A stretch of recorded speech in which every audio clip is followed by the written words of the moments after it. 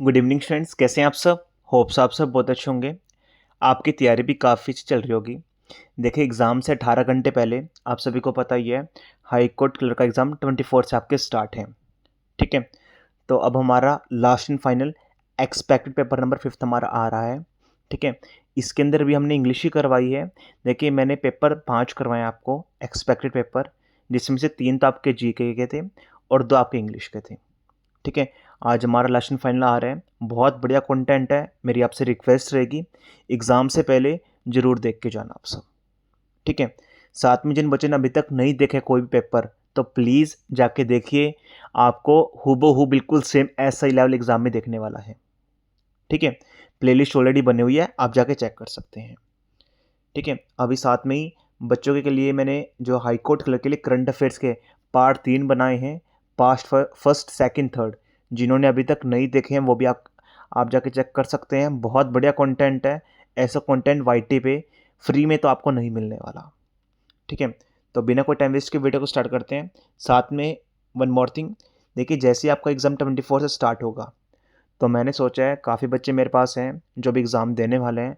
First shift में काफ़ी बच्चों का एग्ज़ाम है, तो एग्जैक्टली मैं उनसे डाटा लेने वाला हूँ, कैसा क्या एग्ज़ाम रहा, कौन शिफ्ट में कैसा रहा। ठीक है, सबसे तेज एनालिसिस आपको इस चैनल पे आपको मिलने वाला है। जो भी क्वेश्चन करवाए हैं या जो भी क्वेश्चन आए हैं एग्ज़ाम में शिफ्ट में, ठीक है, हूबहू मैं आपको यहीं पे बताने वाला हूँ। तो प्लीज़ मेरी आपसे रिक्वेस्ट रहेगी, चैनल को भी सब्सक्राइब कर लीजिएगा, जिससे सबसे पहले आपको नोटिफिकेशन मिल सके वीडियो का, और कौन कौन से क्वेश्चन आ रहे हैं, किस पैटर्न पे आ रहे हैं, हम उसके थ्रू भी थोड़ी स्टडी कर सकें। आने वाले शिफ्ट को थोड़ा सा उनका बेनिफिट हो जाएगा। तो प्लीज़ चैनल को फॉलो कर लीजिएगा। बिना कोई टाइम वेस्ट के वीडियो को स्टार्ट करते हैं। सबसे पहले मेरी आपसे रिक्वेस्ट रहेगी, एक कॉपी लेके बैठ जाइए और एक पेन। 1 से लेके 20 तक जो भी आपके इंग्लिश में आने वाले क्वेश्चंस, 1 से लेके 20 तक आप सीरियल नंबर डाल लीजिए। ठीक है, आई रिपीट अगेन, 1 से लेके 20 तक सीरियल नंबर डाल लीजिए। आपको सिंपली ABCD लिखना है, जो उनसे आपको आंसर ठीक लगे। आप स्किप भी कर सकते हैं। ठीक है, हम लास्ट में टैली करेंगे कितना आपका स्कोर बना है। क्या पता एग्जामिनर भी देख रहा हो, एग्जामिनर ने यहीं से वीडियो में से क्वेश्चन उठाए भी हो सकता है। बहुत बढ़िया लेवल है। तो बिना कोई टाइम वेस्ट के वीडियो को स्टार्ट करते हैं। फर्स्ट क्वेश्चन में मूव करते हैं। देखिए, फर्स्ट क्वेश्चन क्या कह रहे हैं। फर्स्ट क्वेश्चन आपका फिल इन द ब्लैंक्स है। इसमें 4 वर्ड दिए गए हैं, आपको बताने में से कौन सा रहेगा। तो मैं आपको सेंटेंस पढ़ के सुना देता हूँ। It is terrible that education system all over the world are being held in captive due to poverty, despite the fact that education is claimed to be so important for human progress and dash for global economics। इसमें देखिए बता रखे हैं कि आज के time पे जो हमारा एजुकेशन सिस्टम है पूरे वर्ल्ड के अंदर कैद कर रखा है। मतलब जैसे लोगों के पास पैसे नहीं है, पॉवर्टी बहुत ज़्यादा है, गरीबी बहुत ज़्यादा है, वो एजुकेशन को उस लेवल तक नहीं देख पाते। ठीक है, साथ में लेकिन एक्चुअल में एजुकेशन का जो रोल है बहुत इंपॉर्टेंट है किसी भी ह्यूमन को प्रोग्रेस के लिए या किसी भी कंट्री इकोनॉमिक्स की डेवलपमेंट के लिए। तो आपको ये बताना है कि एंड यहाँ पर कौन सा ऑप्शन आएगा इस फिलअप के अंदर। आपके पास 5 सेकंड है, अपना सिंपली ABCD नोट डाउन कर लीजिए नोटबुक में आप।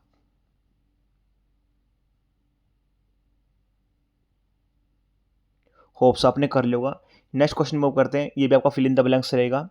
The mid day meal ensures that each child studying in a government school have at least 1 nutrients meal a day. इसमें बता रखा है कि जो भी मिड डे मील मिलती है स्कूल्स के अंदर, गवर्नमेंट स्कूल्स के अंदर, तो 1 टाइम ऐसी मील्स होनी चाहिए जो काफ़ी हाईली न्यूट्रियस हो। तो उसमें प्रोटीन, विटामिन, मिनरल्स, कार्बोहाइड्रेट सब कुछ इसमें इंक्लूड रहो। ठीक है, तो फिल इन द ब्लैंक्स में एग्जैक्टली यहाँ पर क्या आएगा, दोज, दिस, दैट, दीज।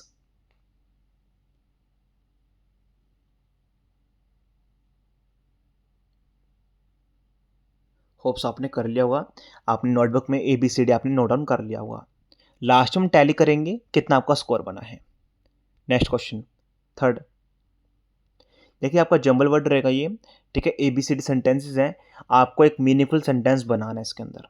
ठीक है, इसके लिए आप 15 से 20 सेकंड ले सकते हैं। मैं आपको पढ़ के बता देता हूँ। ठीक है, lost all his teeth, can not eat hard food, he has consequently his. एक छोटी सी मैं आपको ट्रिक बताता हूँ। देखिए, जो भी आपका स्टार्ट होगा ना जंबल वर्ड में, नॉन प्रोनाउंस से ही होगा। हाई चांस रहेंगे 80 to 90% सेंटेंसेस में जो भी स्टार्ट होगा नॉन प्रोनाउंस से ही होगा। तो आप खुद बताइए यहाँ पर जंबल वर्ड में कौन सा सेंटेंस नॉन प्रोनाउंस स्टार्ट हो रहा है। आपका वही आंसर बन जाएगा। पूरा पढ़ने की हमें नीड भी नहीं है। आप अपना टाइम लीजिए 10 से 15 सेकेंड।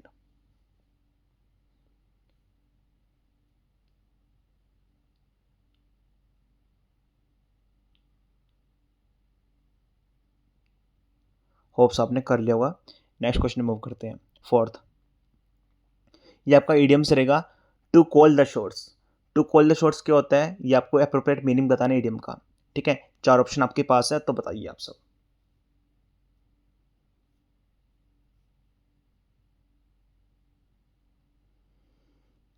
फिफ्थ क्वेश्चन देखिए, select the most appropriate option to substitute the underline word. आपको बताना है, ठीक है, जो अंडरलाइन वर्ड का रखा है इसकी जगह हम इन चारों में से कौन सा मोस्ट टेबल वर्ड्स यूज कर सकते हैं। सेंटेंस क्या रहेगा, the situation in the city is now fully under control. आपको बताना है कि जो सिचुएशन थी सिटी के अंदर फुली कंट्रोल थी। ठीक है, तो अंडर जो अंडरलाइन वर्ड है इसके जगह हम कौन सा वर्ड यूज कर सकते हैं, आपको ये बताना है। ABCD आप बता सकते हैं। ठीक है,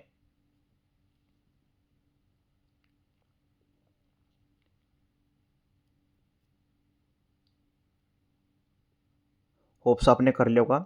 नेक्स्ट क्वेश्चन मूव करते हैं, सिक्स्थ। ये भी आपका ईडियम रहेगा। ईडियम देखिए आपको किसका बताना है, once and for all. Once and for all क्या डिसाइड करता है, क्या बताता है, क्या मीनिंग रहेगा इसका, effectively, out of control, happily और फाइनली, आपको ये बताना है।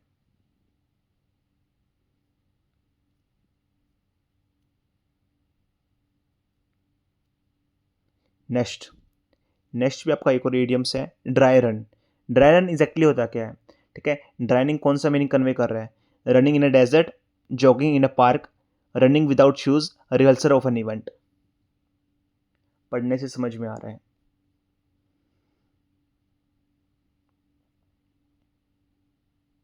होप्स आपने कर लिया होगा। नेक्स्ट मूव करते हैं, एट्थ पे। Select the most appropriate option to fill in the blanks. ये आपका फिलअप रहेगा एक बार फिर। ठीक है, इसमें क्या आएगा देखिए, ठीक है, he fell dash the swing in the garden. ठीक है, he fell dash the swing in the garden, away, along, off, below.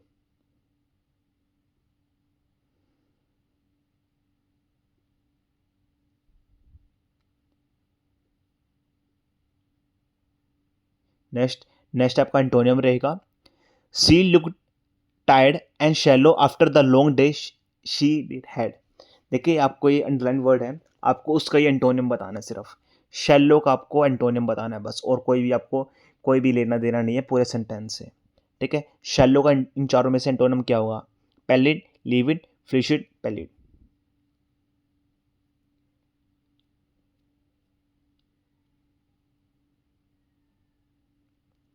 10 question move करते हैं।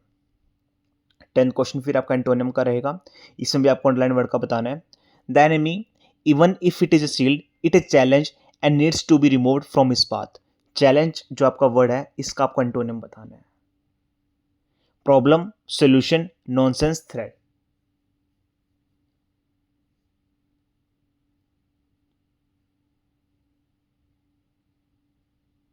होप्स आपने कर लिया होगा।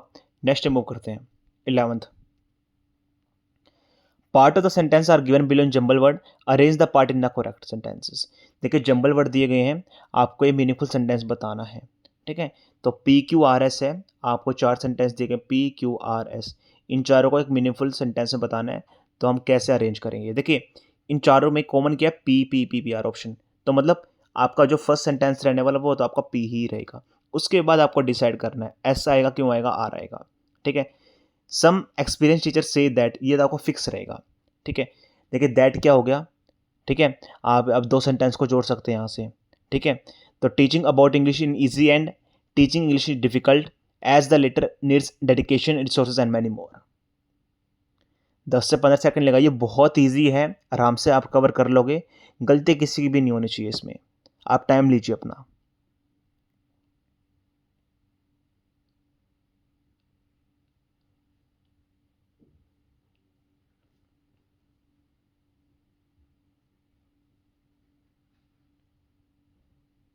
होप्स आपने कर लिया होगा। नेक्स्ट क्वेश्चन मूव करते हैं, 12th क्वेश्चन। 12th क्वेश्चन ने क्या बता रखा है, identify the error in the following sentences. ये एक सेंटेंस है, इसमें आपको एरर बताना एग्जैक्टली है क्या। I always love to eat snacks at the evening. ठीक है, पढ़ते ही समझ में आ रहा है कहाँ पर क्या गलती है।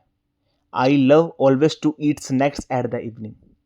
तो 4 वर्ड दिए गए हैं। टू, स्नैक्स में कुछ गलती है, ऑलवेज में गलती है, टू में गलती है, एट में गलती है। कहाँ पर गलती है?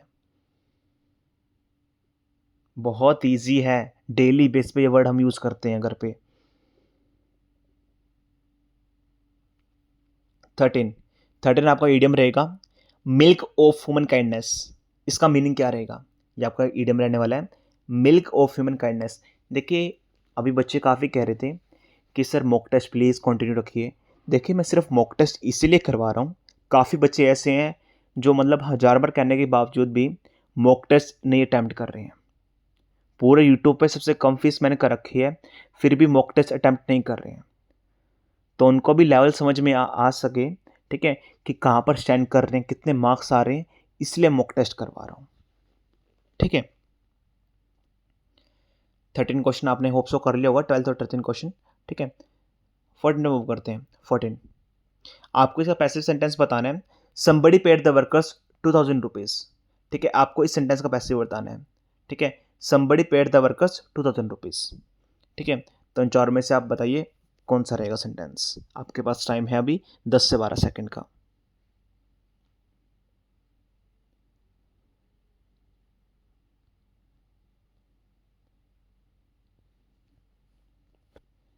Next 15 question, select the most appropriate option to fill in the blanks. आपको बताना है इन चारों में से, ये अभी जो फिल इन द ब्लैंक्स हैं, इन चारों में से कौन सा मोस्ट स्टेबल वर्ड रहेगा। The business operate dash the same way as the another business did. I repeat again, the businesses operate dash the same way as the other operation businesses did, such very much had. बहुत easy paper बनाया है। ठीक है, बच्चों के mostly questions में ठीक होने चाहिए बिल्कुल, और एग्जाम में भी ऐसा ही लेवल आएगा।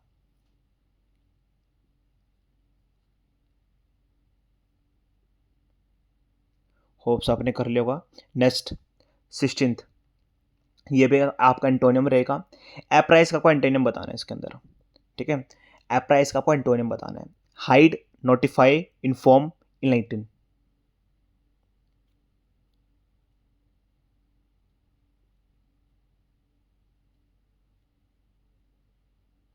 Seventeenth, select the most appropriate meaning of the given idiom that is on the ball. On the ball आपको ईडियम बताना है इसका। ऑन द बॉल क्या होता है इसका मीनिंग? ठीक है, to be inattentive, to be aware of any changes और डेवलपमेंट और quick to react to them, to be unaware of any changes in happening around, to not understand a situation well. On the ball क्या होता है?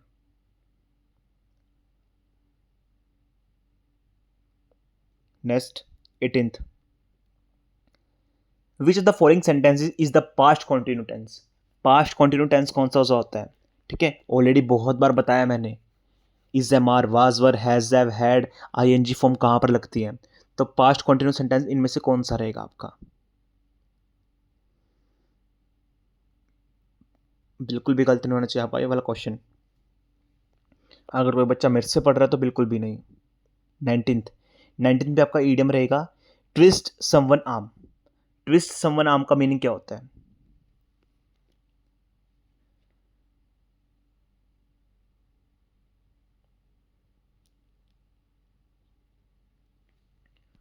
Next last question आपका रहेगा, इसके बाद आपका ऐसे लेटर स्टार्ट हो जाएंगे।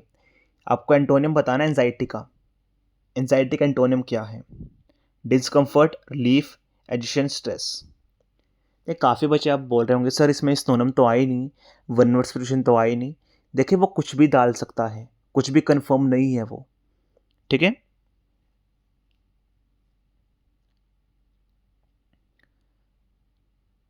होप्स आपने 20 क्वेश्चन कर लिए होंगे। अब मैं आपको आंसर के दिखा देता हूँ एग्जैक्टली कौन से आपके ठीक है और कौन से आपके गलत हैं। ठीक है, चलो मैं आंसर के आपको, चलो देख लीजिए आप। 1 से लेकर 20 तक आपके आंसर की हैं। ठीक है, नोट डाउन कीजिए, आपके आंसर मैच कीजिए, आपके कितने क्वेश्चन ठीक नहीं और गलत निकले। जो सा क्वेश्चन गलत हैं दोबारा आप चेक कीजिए। ठीक है, साथ में प्लीज़ मेरी आपसे रिक्वेस्ट है कि आउट ऑफ 20 जितना भी आपका स्कोर है मुझे कमेंट सेक्शन में जरूर बताना विद एन एक्टिव मार्किंग। ठीक है, नेगेटिव मार्किंग को आपको इंक्लूड करके। अब हम डिस्क्रिप्टिव पार्ट स्टार्ट कर लेते हैं। 21 क्वेश्चन देखिए, right an essay of 150 words on any one of the following topics. 4 topic दिए गए हैं, आपको इन चारों में से कोई भी एक टॉपिक पे 150 वर्ड्स का एसे लिखना है। पहला इकोसिस्टम, लाइफ विदाउट इंटरनेट, ए ट्रेन जर्नी, इंडिपेंडेंस डे। ठीक है, होप्स आपके एग्जाम में आ जाए कोई भी टॉपिक। ठीक है, तो इन चारों में से आपको ये बताना है, एक किसी भी एक टॉपिक के ऊपर आपको ऐसे लिखना है, ecosystem, life without internet, a train journey, independence day. 22 question, write a letter on any of the following topics. इन दोनों टॉपिक में से किसी भी एक टॉपिक पे आपको लेटर लिखना है। ठीक है, देखिए प्रीवियस के हैं, बहुत इंपॉर्टेंट है। Write a letter to your father including informing him about your plans after finishing higher studies. Higher studies finish करने के बाद आपके क्या प्लान्स रहेंगे, क्या कुछ करना है, क्या आपको एडमिशन कहाँ पे लेना है, तो आपको इसके बारे में बताना है। नेक्स्ट, इन दोनों में से आप कोई भी एक अटैम्प्ट कर सकते हैं। आपको इसके अंदर एमसी को, म्यूनिसिपल कॉर्पोरेशन को एक लेटर लिखना है कि जो भी मॉस्किटोज़ हैं आपके एरिया के अंदर बहुत ज़्यादा हो गए हैं। ठीक है, तो जो सा भी आपको टॉपिक अच्छा लगे आप उसके ऊपर लिख सकते हैं। Next 23rd, right a passage of the following passage 1/3 of the wall passage. देखिए आपको इसके ऊपर पैसेज लिखनी है 1/3 पैसेज की। अब इसमें ये नहीं लिखा हो टाइटल, ठीक है, कि टाइटल भी देना आपको, लेकिन आपको एग्जाम में टाइटल देना है, चाहे वो लिखे या ना लिखे, टाइटल के आपको अलग से 1 या 2 नंबर मिलेंगे। ठीक है, तो प्लीज़ मेरे आपसे रिक्वेस्ट है, वीडियो को पॉज करके इसको लिख देना। As it is previous year का उठाया मैंने, इस बार अपनी तरफ से इसके अंदर कुछ भी ऐड नहीं किया है, ये प्रीवियस ईयर का आया हुआ है बिल्कुल सेम। एंड द लास्ट, ये ट्रांसलेशन भी आपकी प्रीवियस ईयर की है, आपको हिंदी टू इंग्लिश करनी है इसके अंदर। ठीक है, हिंदी टू इंग्लिश करनी है आपकी प्रीवियस ईयर के टोटली बेस्ड। तो प्लीज़ इसकी भी आप प्रैक्टिस करना वीडियो को पॉज करके अभी। ठीक है, होप्स आपको सभी क्वेश्चन काफ़ी करके मजा आया होगा। और जिन बच्चों ने अभी तक मॉक टेस्ट सीरीज़ परचेज नहीं करी है पूरे यूट्यूब पे सबसे कम फीस में, प्लीज़ मेरी आपसे रिक्वेस्ट है। ठीक है, तो इससे कम फीस पूरे यूट्यूब पे कहीं पे भी नहीं मिलनी। देखिए मेहनत कीजिए आप सब। ठीक है, और साथ में देखिए अभी चैनल को फॉलो कर लीजिए अगर आपको हाई कोर्ट कलर का एग्ज़ाम एनालिसिस चाहिए। बाद में आप ढूंढते फिरोगे सर रियल क्वेश्चन कौन से हैं। ठीक है, पूरे एक्यूरेट क्वेश्चन आपको करवाने वाला हूँ जो एग्ज़ाम में हूबहू आए हैं। तो अभी जो भी बस चैनल पे पहली बार आया है तो प्लीज़ वीडियो को लाइक शेयर कमेंट जरूर कीजिए। That's all from my side, thank you.